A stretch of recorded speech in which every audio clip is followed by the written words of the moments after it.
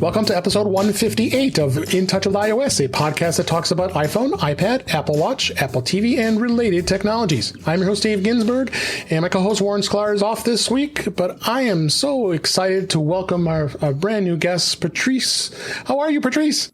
I'm doing really, really well. I have a question. What is related to the Apple Watch? Related technologies. What is that? Related technologies to anything relating to the iPhone, iPad, Apple Watch, or Apple TV. So I was kind of wondering. We kind of blend in. Yeah, but maybe it's probably a good question because I probably should rethink changing that thing I say each week. But we mean related technologies, anything related to those technologies. So that's what we do. But no, thanks for asking us, and thanks for being here. I'm excited to have you on, and we'll find out a little more about you as well as find out what makes you buzz with Apple devices. We always ask that of new guests, but we are not alone. We are also here, returning as always, Mr. Jeff Gamet. Hey Jeff, how you doing? I'm doing great, and this is actually really cool because Patrice, I always love getting to hang out on shows with you. So this is me too. This is like a really nice bonus because here both of you are. Yeah, this is number 3 this week, right?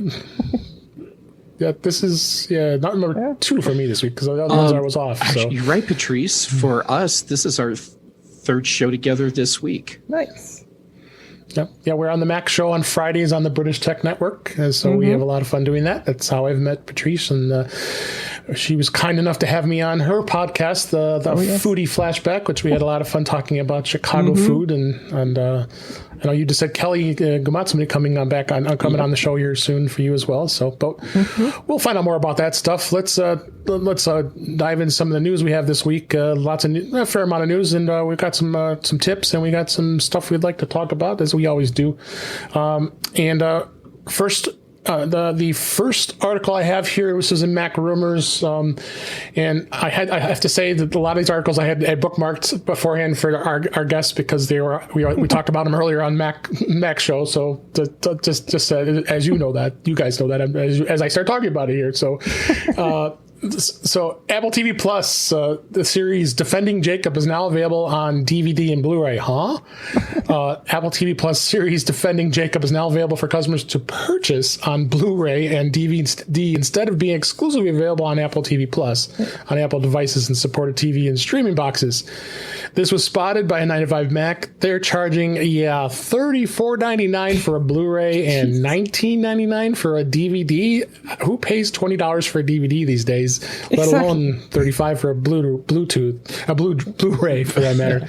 But we had fun with this, Patrice. So what do you think? I don't understand this. I'm shaking my head. We go buy a DVD player for that kind of money.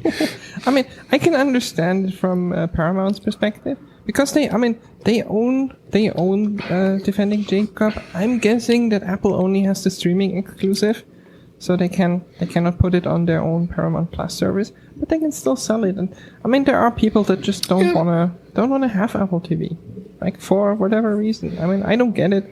You could watch the DVD 5 months in a row, and you would still pay less. So it's like because you already have the service. Yeah, exactly. And Jeff, earlier today, you looked up the price of a DVD player, and you could buy a DVD player for what they're charging just for the DVDs. Yeah, I found a region unlocked DVD player for $18 shipped Amazon Prime. So crazy stuff. But I guess I see what Apple's trying to do here, and I'm probably more spinning on a reasoning basis here. It's Apple wants to get their name out there with their content, and like you said, not everybody subscribes to Apple TV Plus, and they probably won't, and people still prefer to have the DVDs or Blu-rays in their library, and that's understandable. Yeah. So I'm not even sure. I'm not even sure this is Apple. Go ahead. As far as I've read, this is not even Apple. Apple is not involved at all, not mentioned on a DVD at all. Like, this is Paramount. Yeah. I mean, that's still makes actually no sense, but that's a really important reminder for people that Apple is not actually producing content for Apple TV Plus. They are buying content for Apple TV Plus. Right. And a lot of people they aren't aware that distinction is there. And well, I mean, it's the same with Amazon Prime and Netflix. Even Netflix. Yeah. I mean, I think they own, like, doesn't Netflix own a studio? I think they do. So they have some content that they own actually outright. But I mean, Ted Lasso on Apple TV Plus is owned by Warner. Right. It's like the same. Which you would think Warner, HBO. But I think they've scored a big one with having it on Apple TV. So I think we'll be talking about our Ted Lasso here just a bit here. Let's go ahead and move on to the next story. This is also Mac Rumors. Apple always has these creative ads. They shared a new ad. This was actually today as we record this, a new ad called Haystack, in which a rancher uses his Apple Watch to find his iPhone in a haystack. The ad plays on the needle in a haystack idiom and is set to the song Searching for Someone Like You by country singer Kitty Wells. So I find this particularly interesting because, I mean, I've talked many times of many stories of how you're able to find your iPhone when it's lost using Find My and other things. But this one is an interesting spin on this. So what do you think, Jeff? This is definitely an interesting one. Well, I hadn't seen it until this morning. And watching it, to me, it came across like a really great metaphor for finding the needle in the haystack, and implying that as difficult as it can be to find your phone when you have misplaced it, that Apple has made it incredibly easy to do that. Yeah. So it was a great visual. Yeah, there was. I mean, they always have good ads. Yeah, Apple always has good ads. I'm not sure this one is one of those. I watched it before the show. Like, we talked about it earlier, and I watched it. Like, I wanted to see it, and like, for me, it fell flat. I mean, I have more the question: what did the people smoke that they came up with that idea? Which maybe I mean, some of since that. They're from California, since they're from California, like that's definitely possible. No, as I said, I don't know. On paper, I think it looks like a good idea. I didn't really enjoy the execution. Like, they have had way better ads than this one. Yeah, I agree. Well, it didn't really stand out, but again, it was interesting though. Then next story here is U.S. President Joe Biden has directed the FTC to draft right to repair rules. U.S. President Biden plans to direct the U.S. Federal Trade Commission to create new rights to repair rules that would affect tech companies like Apple. The rules would prevent manufacturers from limiting consumer options for repairing products at independent repair shops or on their own. And the president's directive is expected to mention mobile phone developers as an area for possible regulation. The FTC would be able to decide on the size and the scope of the order, so it's not yet clear how Apple might be impacted. But as we talked earlier, I think Apple will be impacted because Apple is very restrictive in who can repair. But I think Apple's going to have to. It's going to have to twist their arms here and say, hey, you're going to have to allow us to be able to do our repairs. We have a right. A good case point is iFixit. Our friends at iFixit, they're always taking things apart and finding out how an iPhone and any other device works. And it's definitely something interesting. What do you think, Patrice? I mean, Apple will be impacted because Apple is just a high value target. Like, anything that it has to do with Apple is in the press, which I think from a political standpoint is important to talk about this and have this in the media. I'm not so sure about whether we need it or like the way it's done, whether that's the right approach. But I mean, honestly, I think this. I don't care, but this is a political thing. Like, I mean, it's political, and that's why I didn't want to get too political in this show, but it is, but it's still. I think for us to have the ability to be able to repair our iPhones or our iPads or our Macs for that matter. Or for someone to do it. I mean, I'm not so sure about us. Whether I don't want to fix my phone. Honestly, like I'm not even sure I would be able to. Like, maybe a battery replacement I could manage and so on, but I don't want to. But I want to be able to go to a store somewhere that is not Apple and say, I have an old, this is an iPhone 6 here. Like, I don't think Apple repairs that. and say, okay, this is broken, like, I don't know, camera broke or something. Can you fix it? And I want to be able to do that. Right. And right now, as it is, that is pretty hard. I agree. Jeff, you have any thoughts? I know we're not getting political here, but how about if we get logistics political here? Okay. So when you look at what the FTC has been tasked with doing, you need to look at the process. And the process, realistically, is the FTC is not going to write this themselves. Yeah. It will be lobbyist groups that write it for them. And it's no secret that Apple and other tech companies have dropped a lot of money into lobbying. So it's very possible that at least the part that applies to personal electronics will be written in such a way that it allows companies like Apple to be able to have a little more flexibility in how they handle right to repair.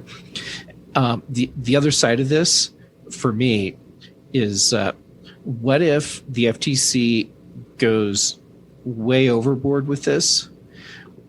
Are we facing the possibility that we could see a federal mandate that essentially dictates how device makers have to design their phones? Mm-hmm.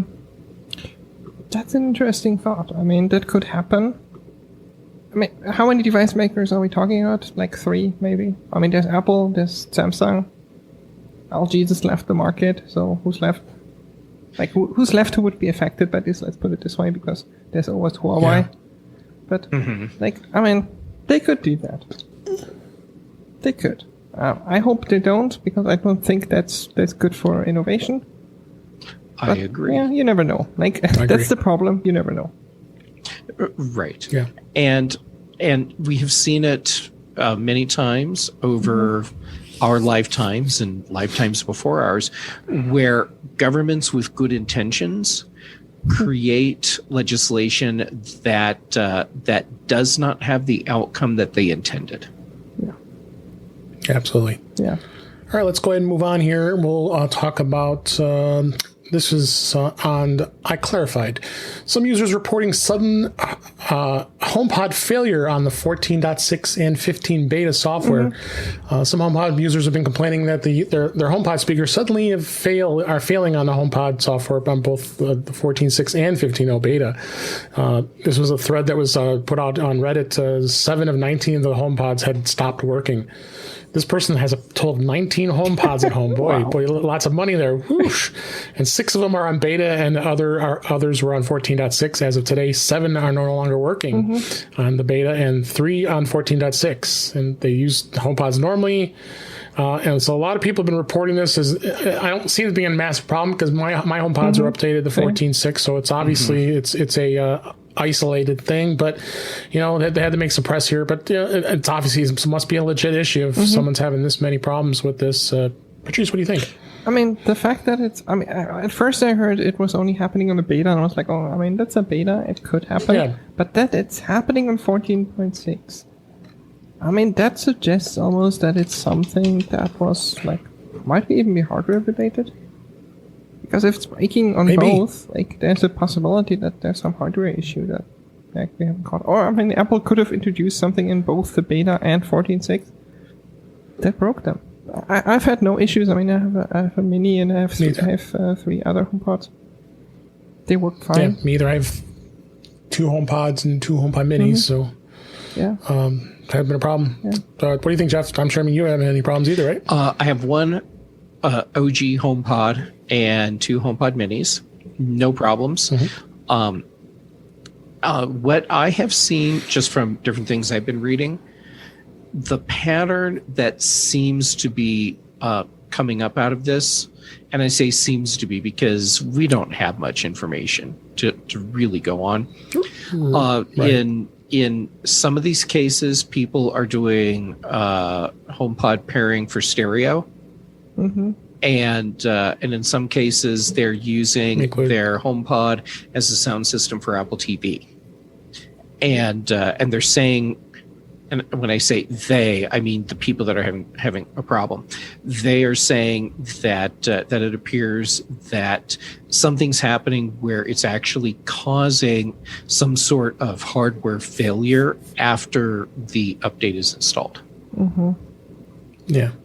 In fact, I did reset my two HomePods only because I think there was just something wonky going on with them. So I went ahead and reset it. Now, I mean, I haven't set a stereo pair, but now it's automatically defaulted to my Apple TV. So I have an Apple TV next to me here with my TV. And now that I play it, it's like, whoa, because I wasn't so used to it. Because I would either go through my audio through my TV or I could control switching it. But actually, I mean, it sounds really good through the Apple TV. I really like that, especially in the stereo pair too. So. But we've been talking about this with the old, like you said, the old gen HomePods. Who knows how long Apple's going to continue to support them? I hope for years to come, because there's a lot of them out there. I hope Apple takes care of the users that have ended up with bricked HomePods. Yeah, that too. Now, the people that are renting the beta, they will probably have a hard time getting support from Apple, but people that are running the 14.6 public release, they should have an easier time. So when I say have the people running beta having a hard time, the attitude you have when you contact Apple will play a role in the quality of service that you get. Yeah. So if you have a HomePod that has been bricked by one of these updates, instead of going in guns a-blazing, go in polite and nice, and stay that way. Mm-hmm. Yeah, but I mean, does no good. No, but I think since it's happening, I mean, if it was a beta issue, even then, I think if you're nice, Apple would do it. But since it's happening on both versions, I don't think the beta matters. Right. Apple would just, I mean, if Apple does anything, they would just say it doesn't matter. Like, it wasn't caused by the beta. Yeah. They should. Yeah. They should. I certainly hope so. Next story, Apple is participating in a sales tax holiday for select U.S. states. Every year, select U.S. states do offer businesses and consumers incentives of having no sales tax as the best way to help boost sales and overall for anything, and aimed at helping families lower the cost of back to school shopping.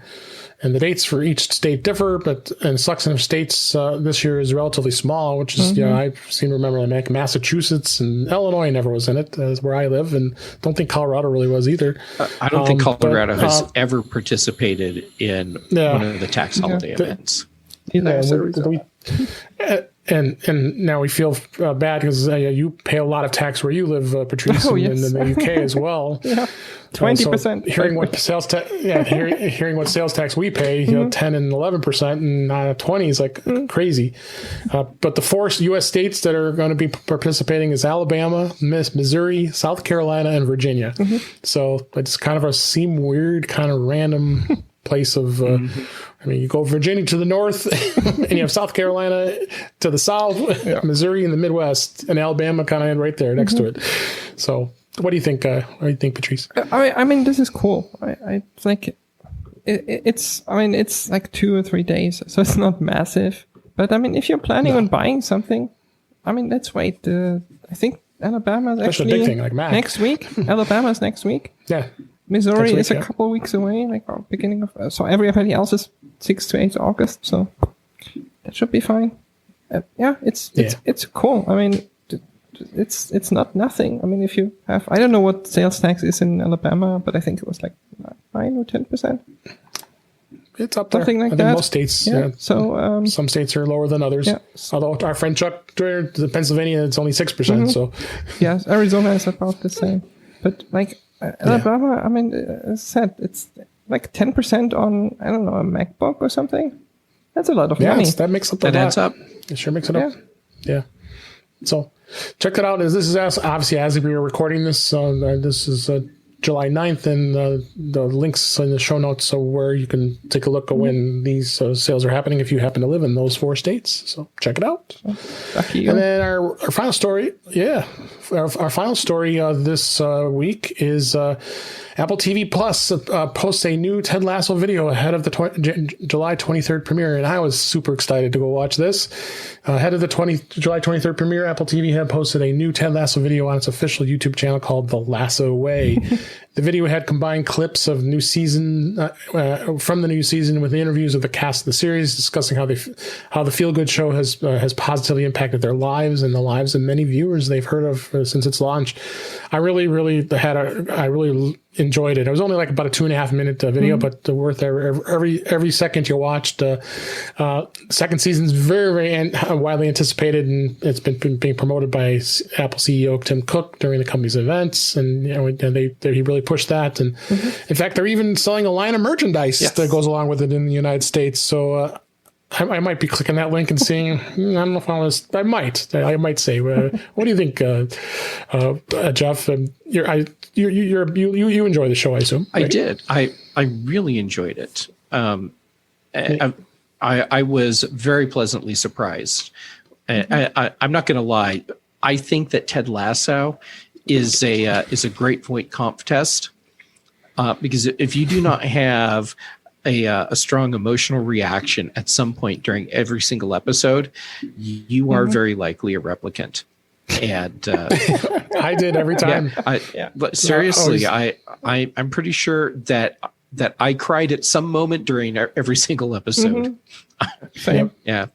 I'm looking forward to season 2, and I loved that when they did this little promo teaser thing, that they presented it with a very human and emotional feeling to it, because that's just right in line with what the show is. Yeah, exactly. Absolutely. I mean, what do you think, Patrice? I'm a massive fan of the show. Like you said, like every episode has it. Me too. I think the last 2 episodes, I basically cried the entire time. Like it was just that good. And the thing is, I mean, I thought I wouldn't like it at the beginning. I just rewatched it. Like I thought it wouldn't. Same here. I wouldn't like it at the beginning because I don't care about soccer. Like I just don't care about sports, and I wasn't sure about it. But it's not about sports at all. It's about people, and people is something I'm totally behind.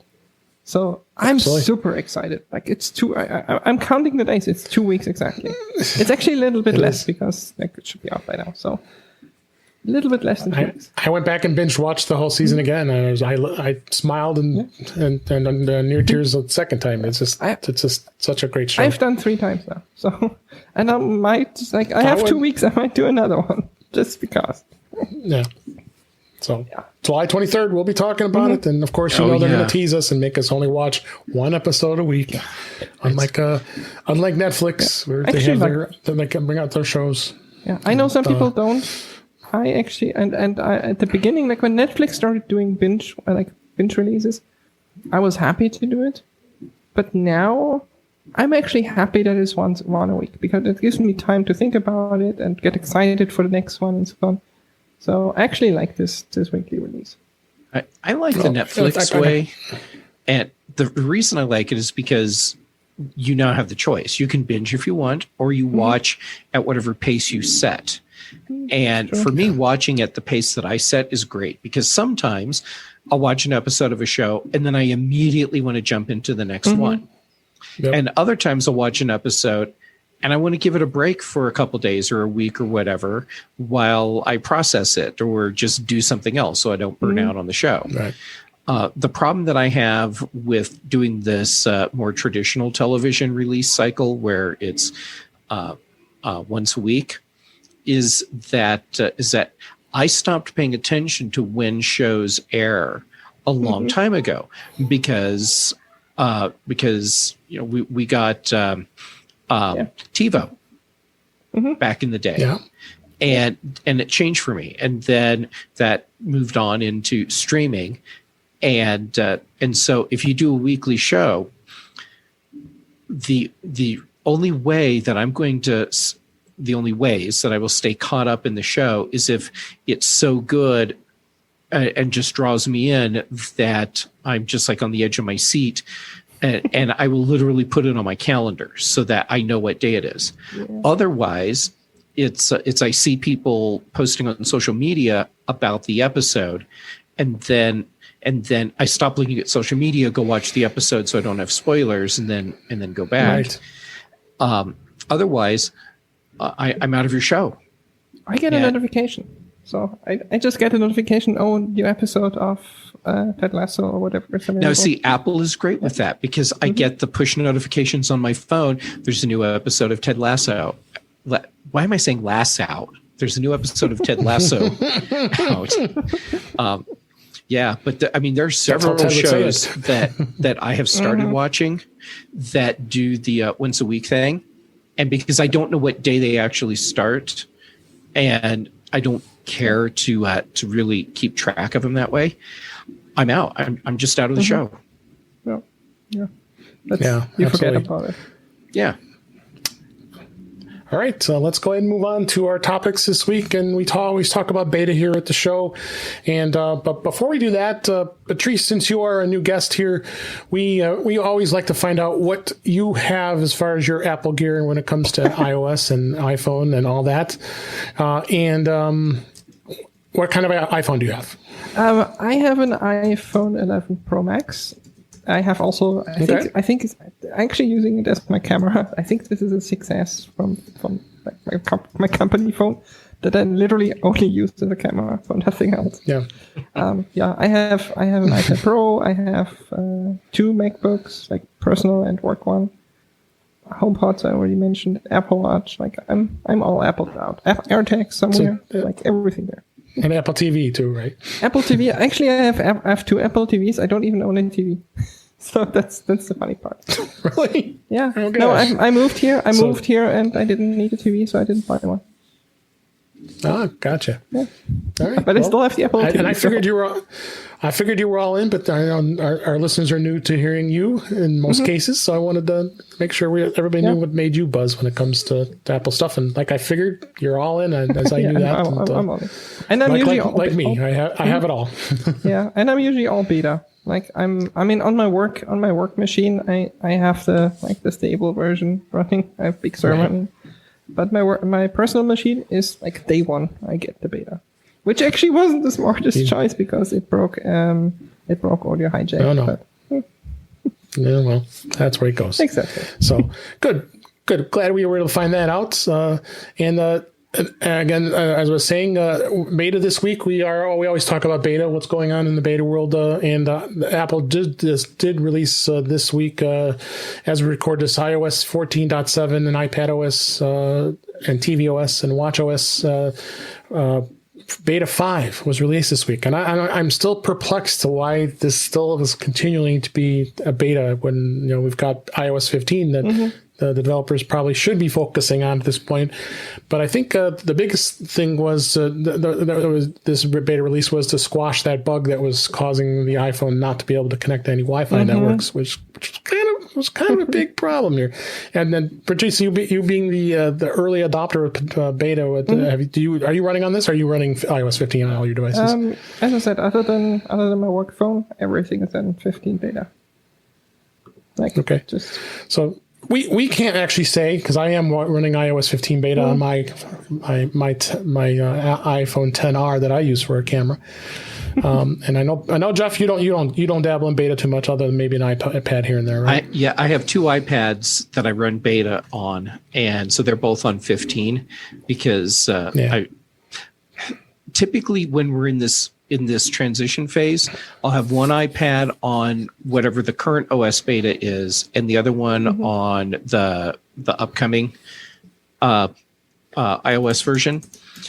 But I wanted to do some comparisons, and I did, and now I realize, well, now I'm kind of screwed up on keeping track of what's going on because I don't have a current beta device anymore. But whatever, it's all good.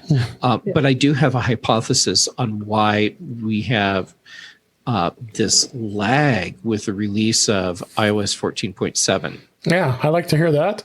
My hypothesis is that Apple is having some sort of issue with what they want to do with the higher quality audio files, the lossless audio files on HomePod. And they're still hammering out exactly what what that is. And once they get that figured out, then that drops into the beta, and then they push it out. Yeah.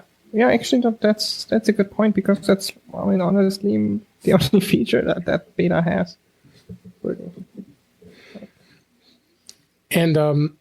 And Patrice, you said you've been running iOS 15 on all your devices. Yeah. What's really been standing out to you so far that you've been enjoying? I mean, there's so many features. I know but we're going to wait until it gets released out before we really give a comprehensive view. So many features. But I'm curious what you think that's been really standing out to you so far. Shortcuts and the shortcuts and the new focus modes, because I'm using that extensively. Like across my devices, like literally for this podcast, I have a focus mode. It's called podcast. And when I trigger that, it actually turns on like the lights and everything. So I have like a lot of automations that I'm using. That's, I would say, one of the big standouts. On the iPad, like the whole multitasking thing is really, really good. Yeah. Absolutely. Jeff, anything you've been standing out so far for you on the iPad? The multitasking. And what I'm really looking forward to trying out is universal control. Yeah, which hasn't been turned on just yet. Yeah, live text is the other one that's big. Like I'm using all the time. Yeah, for sure. Absolutely. So, but I got all the links here in the show notes of all the things that have been released in 14.7, excuse me, and also watch OS 7.6 and tvOS. It's kind of nothing too terribly exciting other than squashing that bug. So let's go ahead and change gears a little bit here. I wanted to talk a little bit about faces and complications on your Apple Watch. And all of us have Apple Watches, and I've always been curious to know what type of faces that people like to use and what they actually set up when it comes to their Apple Watch. I've always been appealed to the infograph watch face. I really like the way that lays out, and I've got a couple complications in place. But Patrice, what watch face do you use, and what kind of complications do you like to use on your Apple Watch? So I literally had to check because I'm rarely changing them. Infograph modular is. Like, the funny thing is I actually have two, and I set up two faces for a reason. Like, one was supposed to be my work one, and one was to be my, like, private, like, when I'm not working one. And honestly, I only use one of them. I use the infograph, which is which has all my activity and all of that. I have the activity, I have, the workout complication, I have the decibel thing, like the noise thing, and the heart rate complication. So no third parties at all. It's basically stock, but I really like it. Okay. Because for me, it's like I use a lot of notifications, but other than that, it's a fitness device. So. Yeah. Do you? I don't change the color like in the internals. I keep it all black with the dial on it. But the people like like the white or the red, and then have the little dials in there. I've kind of just hard to see. And the complications, I keep like the phone and the messages and on mine, and but some people like others, the music they use. Or I don't use my watch too much for music too often, but to control other things, but not to listen to music. Yeah. So, and the battery I have on here too. So, Jeff, which watch face do you like? I'm clearly the outlier here because I really tried so hard to like infograph, and I don't. Okay. So I use the utility watch face with almost exclusively third-party complications. The only Apple complication that's on there is the date, which is the one that's inside the watch face ring, and then I use dark sky for keeping track of weather, and then I'm using pedometer plus to actually show my step count on the watch face, because that's my throwback to having a Fitbit. That step count has always mattered to me. And then because we have to do with forest fires a lot and a lot of atmospheric inversions that keep bad air trapped, I'm using I have to hold on. I'll tell you which one. It's one of the air quality indicators. Air Visual. So I'm using Air Visual as my other complication. And so I can just look and see the AQI number on my watch at a glance. So like right now, the AQI is 52. And and then I don't even have the numbers for time on the watch face. Like, come on, wake up. There we go. So it's kind of plain. But I did make a second one for workouts. And the funny thing is, most of the time I forget to actually go to that watch face. And I made a bunch of others because I thought I'm really going to use all of these customized watch faces for specific activities. And it turns out, no, I'm actually not. Maybe with shortcuts and with automations that you can automatically switch them. Maybe. Yeah. Be interesting to see where that goes. Yeah, because I have the Siri watch face and I really like it for work, but like I said, I never switched to it. So. Oh, there you go.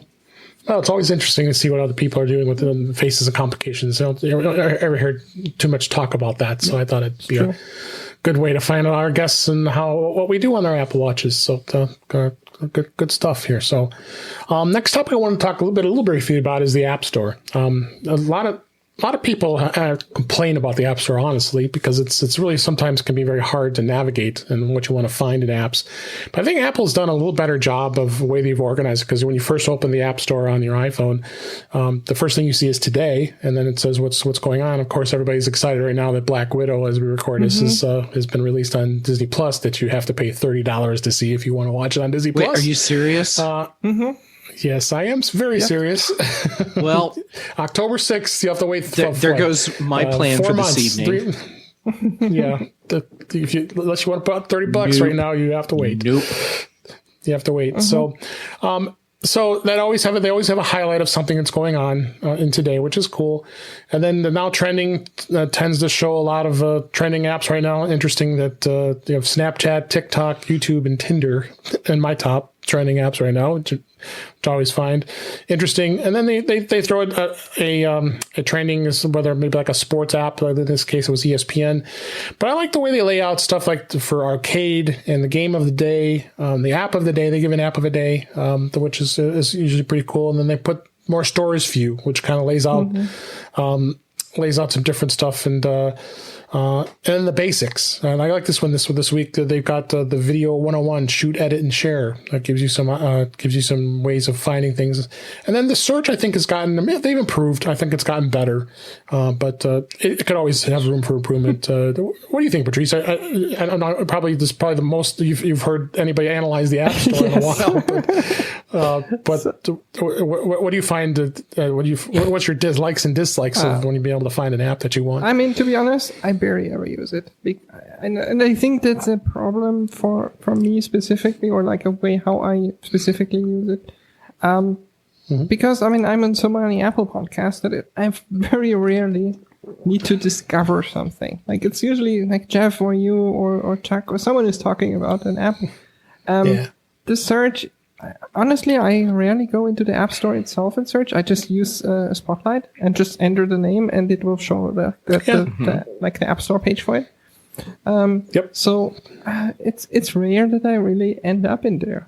And as I said, I think has nothing, like it's not that the store is bad. It's just it's not the way how I discover it. I think for other people that are not in this area where we talk about apps all the time. For them, I think it's good. And like the articles I've seen, like when I went in there, for whatever reason, the articles I've seen and so on, I'm like, they're really, really good. Like really impressive. Yeah. I like the articles. I do. They use some good detail, specific apps. So maybe it's time to go into the App Store. What do you think, Jeff? I mean, do you crawl into the App Store like I just described, or you're used to kind of the same? I do a hybrid process. All of my friends tell me about really cool apps, and I go in the App Store to see what's going on there too. Mm-hmm. And the stories thing that Apple does, I think it's great because they're doing something about discoverability, and they're making it much better than it was because, well, actually, that wouldn't be difficult to do because for a long time there really was no discoverability.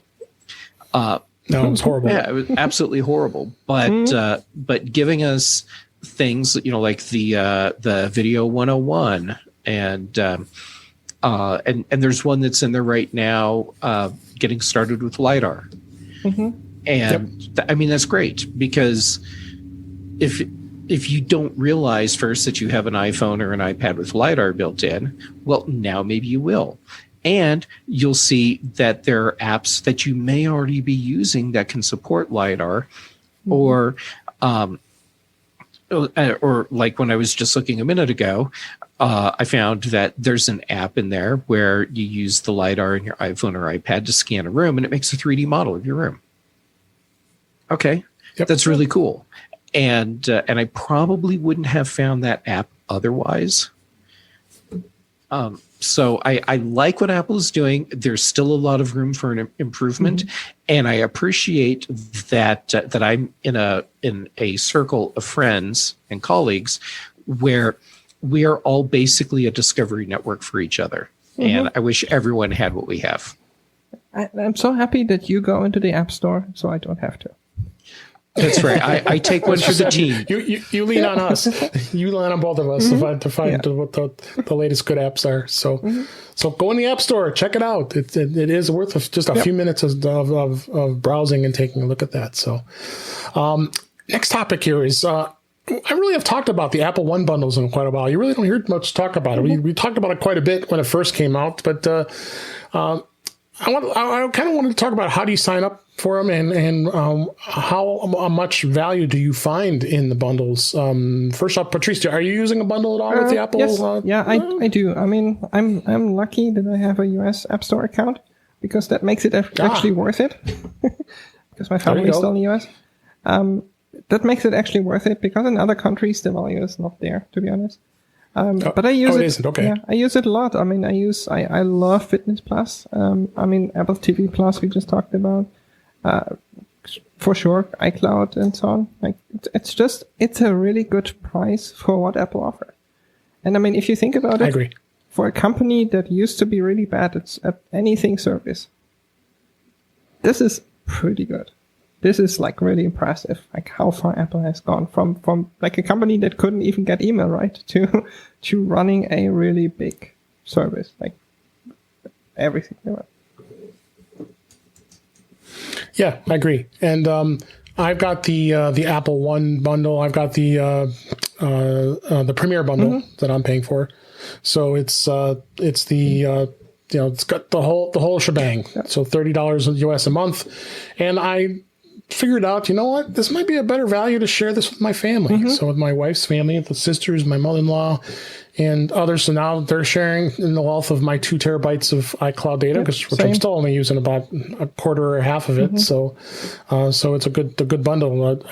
Jeff, did you find any value with the bundle at all? I did. I switched to the bundle deal just a few days ago. Because I actually, I seriously thought about the whole process of when was the right time for me to switch, because I knew I'd need to eventually.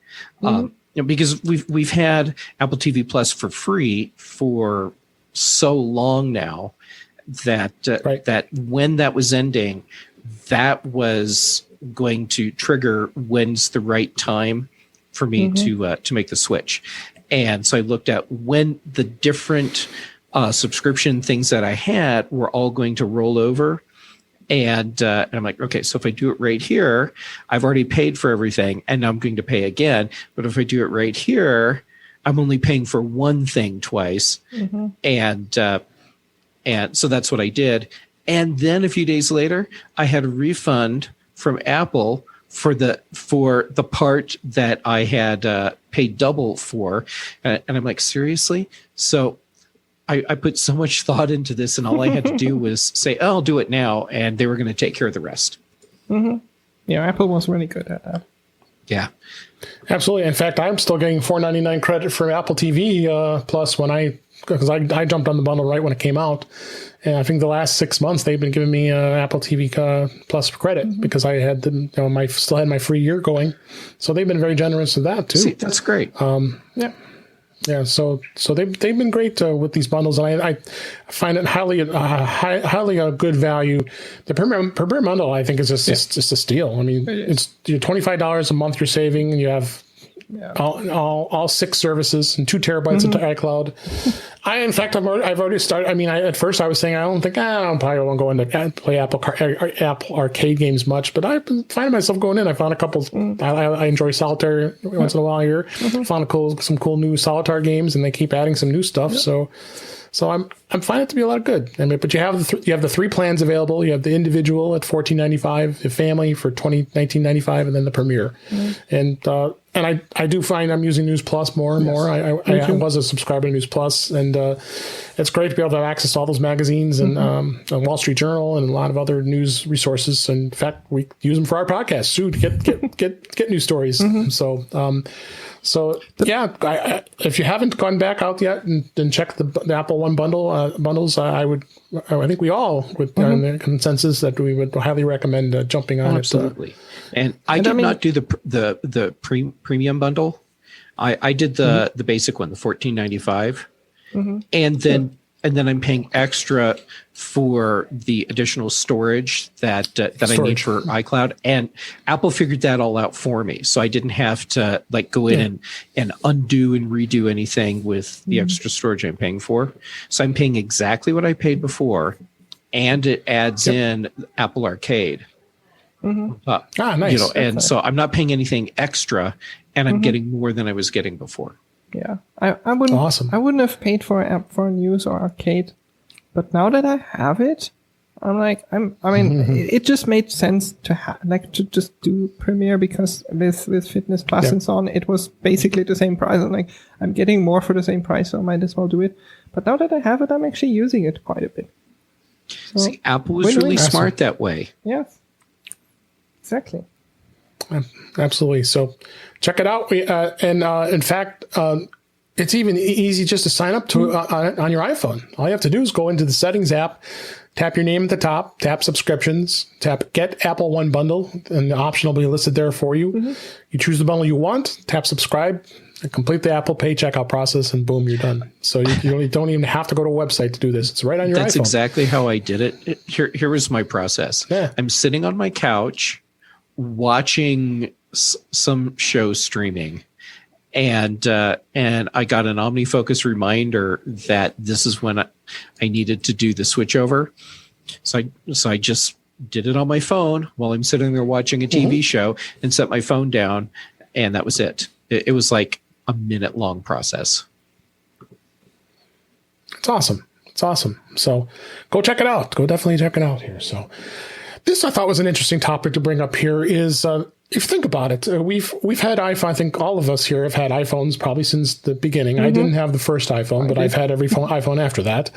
I was the smart one and didn't buy the new iPhone right away and waited until the 3G came out, the second gen. But since the first gen iPhone went obsolete pretty quick, it's been 11 years since iOS 4. Think about it. We're on iOS almost 15. iOS 4 was 11 years ago, and it's hard to believe 11 years has passed since that was released. And there were some great new features that were added to iOS 4 at that time. Was amazingly revolutionary. Well, they still are in use today, and we continue to use them, and we take for granted. But think about them. Think about how valuable they are now in our everyday use. So I have a list here of some of the things that were introduced in iOS 4, and then we're talking about 2010. So the iPhone was 3 years old at that time. So multitasking, you weren't able to do multitasking before iOS 4. Think about that. I couldn't even survive on an iPhone without multitasking. spell check. I remember you couldn't even copy and paste on an iPhone before. Yeah. Compared to the spell check. Having the home screen folders, that was a game changer for me. I couldn't stand having it. And a lot of us are kind of weird with it, how our apps are now. Now with the app library, it makes it even nicer. We all needed the home screen folder to put all the Apple apps in that we did. Yes. Yeah, because you couldn't get rid of the apps. That's right. Yep. I still have my folder on my last screen, and it's called Verapente. That's funny. I just called it crap. Yeah. Now, Game Center didn't excite me, and I still don't like to really sign into Game Center because I don't want to be tracked to what games I'm playing. So I guess that was kind of revolutionary. We're still using that today. Custom wallpapers. You were stuck with the stock wallpapers up until iOS 4. Think about that. And now look what are you doing now? I think my latest wallpapers. There, you guys can see on the camera the picture of my car. So I love the fact that you could put any photo you want on your home screen. Were you say something, Jeff? Yes, I realized I made this for iOS 4. Did you? You haven't Yes. changed it since? And that's what I've been using ever since iOS 4. I change mine all the time. Yeah, I like changing it. I get bored after a while. It's like the last one was like on a beach. I was like, I'm bored of this one. Let's change it. Oh, my car. I like looking at my new car. Well, hey, I spent like 10 minutes in Photoshop putting together an image that I got from NASA and image I got from behind the scenes BBC Doctor Who, and made that. So I'm clearly invested in that image. Absolutely. AirPlay. Think about not having AirPlay now. I could not survive without it. I just did it. Yeah. I can't survive. I just shared my screen onto my Apple TV, and we're planning for a vacation. I want my wife to be able to look at the screen without me having to move my head for her to see the screen in front of me. Yeah, how could I not have AirPlay at that time? Yeah. Was that even? It was kind of just like. Was that even AirPlay video, or was it only audio? I thought it was. I don't remember. It was so long ago. 11 years is a long time ago. I mean, I thought it was video. Yeah, it could be. I remember dissecting what they did behind the scenes and being really impressed. Like, I was some crazy engineering with that. I mean, think about it too. I remember it drove me nuts when I had my first iPhone was the 3G, and right away I wanted to be able to share my screen. Think about when Steve Jobs was on stage and had that top secret dongle that he was plugging into the iPhone to be able to show it on screen. We had that. I was working in support, and we had that. We got that from Apple directly. Did you? Yeah, Did you really? Yeah, wow. that was like for our presentations and so on. And that was a big deal. And now you just because I remember AirPlay, like reflector, all kind of QuickTime. So many ways of doing it now. So, but no, AirPlay. That's still revolutionary to this day. The Retina display that came out at that time. So in iOS 4, we're probably like around the iPhone. I would say probably like the iPhone 4, maybe the iPhone 4, iPhone 5, maybe the 4S. Yeah, that was. I had the 4S. That was. I remember that was a tiny little guy. Yeah, I remember going to the Apple Store to see the screen because I was waiting for my phone. And so they had the display models out. And I remember looking at the screen and thinking, people are not going to believe this is really the screen. They're going to think that this is a printed, like high resolution printed image that's being backlit. Yeah. Because it was that much better than anything we'd had before. Yeah, exactly. And now we just take it for granted. Yeah, now we're beyond Retina. Yeah. Oh yeah. XDR display, HDR, all kinds of higher end displays. Like all of that. Liquid Retina and LiDAR we just talked about. I mean, it's just that one there just kind of started the revolution to get us to where we are today. So, and then finally, FaceTime. Yes. I mean, think about it on the Mac. We always were using iChat. Remember iChat? Even worse, which, by the way, was revolutionary. It was. Yeah. And I talk about that on one episode that I brought that up, like how revolutionary iChat really was compared to what was out there during that time. Yeah. But FaceTime is the thing now, and that started in iOS 4. Yeah, I mean, it's unfortunate that Apple didn't do too much with it, and others basically caught up. I mean, we're using Zoom right now. We could be using FaceTime. Apple just didn't do much with the supporting of Android. Now with the support of Android and Windows and being able to get more audiences into FaceTime, I think 11 years later we got took that long finally. So I thought that was a fun way to go down a bit of memory lane here and talk about what was cooking. And I might try to do this as we go along here with the future episodes. Talk about what was in iOS 5, iOS 6, all the way down. I think about it, we're at 15 now almost. How many versions of iOS was out there? So it's cool. It's cool stuff here. So let's dive into a couple tips here I had this week. I've got some links here in the show notes. Always liked our website OSX Daily. They always have some great tips on here, and I thought this was a great tip here. How to rename AirTags. Sometimes you might regret what you named your AirTag in there, but they do give instructions here on how to do it. And the way you do it is you actually just go into the Find My app, and as soon as it opens, you'll be able to see what enabled devices are in there, and then you find any third-party accessories, including AirTags, you can select them, and then you can go in and look to see where they are. And at the bottom of the menu, it does have, if you scroll down under the lost mode, rename item, then you can go in and rename it. So, which is cool.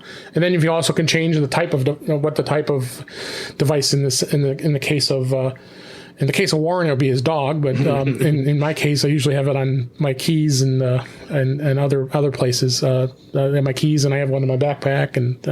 I thought this was a good tip to for those who have AirTags. I'm going to throw out a totally self-serving comment here. Please. The video I did after AirTags came out, how to do everything with your AirTags. If you want to see like a video of how to do the rename, that's part of the video that I made. All right. Well, we'll make sure we have that link in the show notes for you, and we'll put that in there. So check that out. If you want to rename them, you don't have to regret it later. And this tip, did you put this in here, right? I did. Jeff? No, I did. The short. Oh, you did. I'm sorry.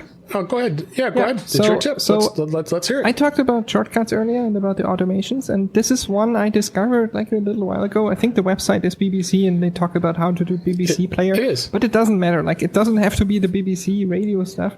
It can literally be anything. Yeah. It's an automation when you have, like, when you use any iOS device as your alarm in the morning. You can basically, when you set the alarm, when you, like, any alarm really, you can set up an automation that when the alarm is turned off or turned on, that it triggers an automation and shortcut. And I set it up that in the morning, because I had like a HomeKit scene that's like turns on my coffee machine and turns on the lights and stuff like that. But I always have to trigger it manually. And I set up this in my iPhone, and basically in the morning when I wake up and I tells my HomePod to shut up, it turns on the lights, it turns on the coffee machine, it starts playing a podcast on all my HomePods in the house, and it basically wakes me up, and I really like that. And that's awesome. Unfortunately, you can't share those, so the only thing you can do is do screenshots and basically follow them step by step. That's definitely something Apple should change, but there's how. Check that out. Yeah, super easy, and I've created so many automations now. I need to do better. Just like Jeff and I talked about the shortcuts last week. I need to do better in learning and creating shortcuts. Yeah. They're just so powerful. And once they get on the Mac, it's just going to even be more over the top and insane to be able to do this. So, thank you for sharing that. That was a great tip. Couple more we got here. There is ways of hiding your private photos and videos on your iPhone. You know, everybody, you want to hand your phone to somebody, you want them to look at photos, but there might be some photos there you may not necessarily want them to look at. So what you can do is the default Photos app actually lets you hide the photos and videos directly in the app, and you can move those photos anywhere you want. And the way you create a hidden album is you open up the Photos app, you find the picture and video, and you want to hide. You tap Share button, and then you hide it.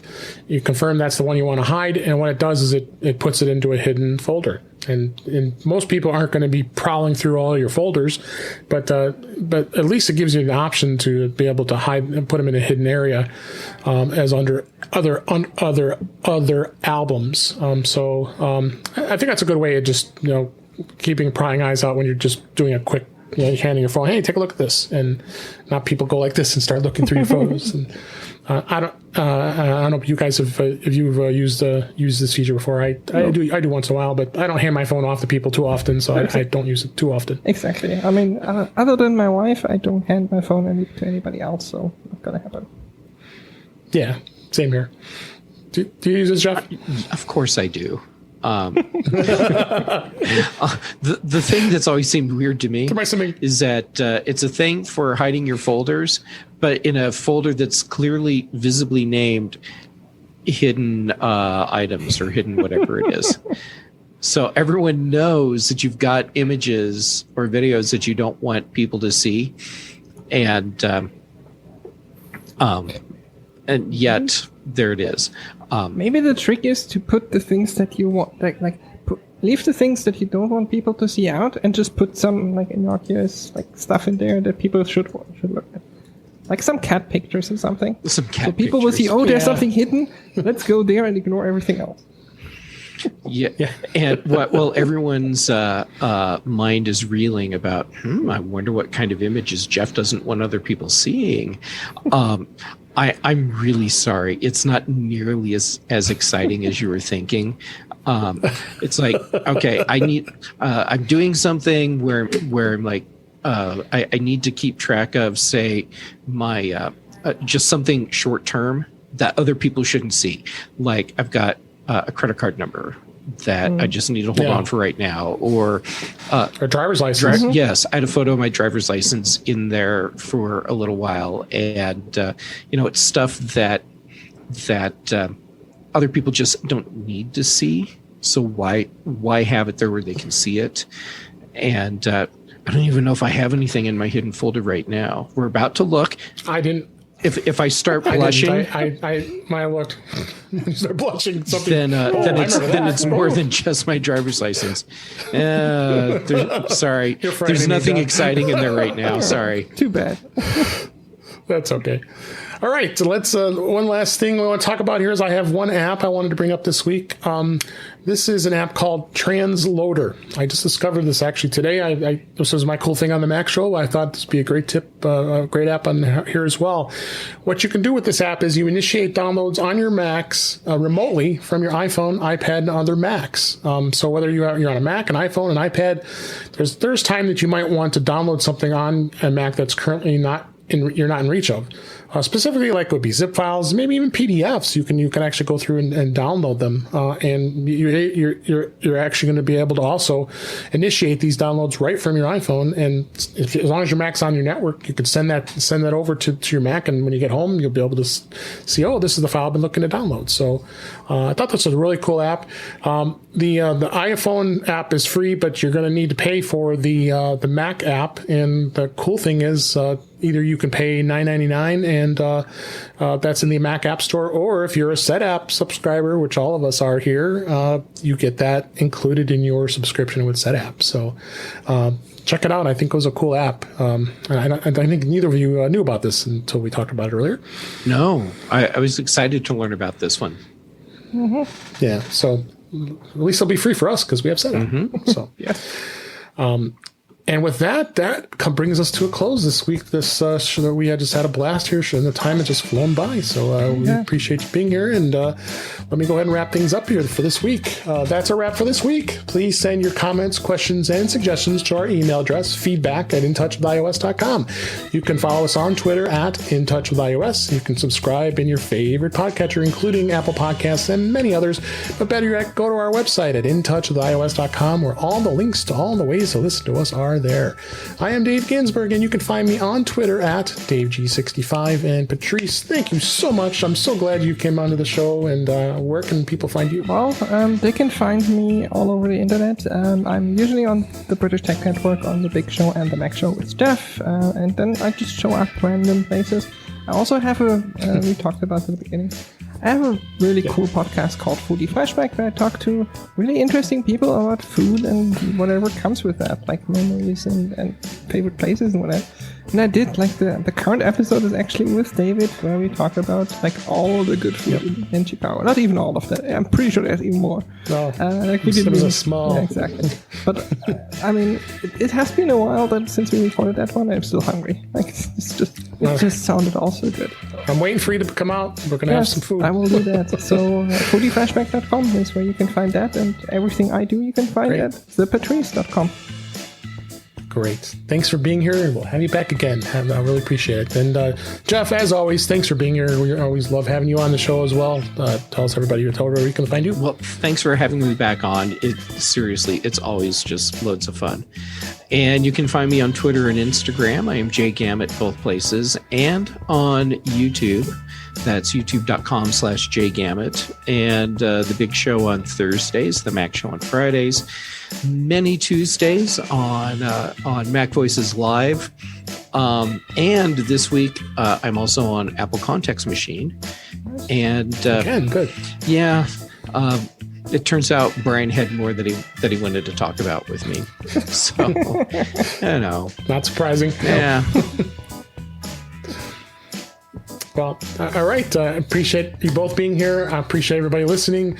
A programming note, I am going to be off next week. I'm taking vacation, so I do take a little bit of a break, and so you won't have an episode next week, but we'll be back the following week with some more antics and fun with this show, and we'll really appreciate you listening. And with that, thanks for listening, and we'll talk again soon.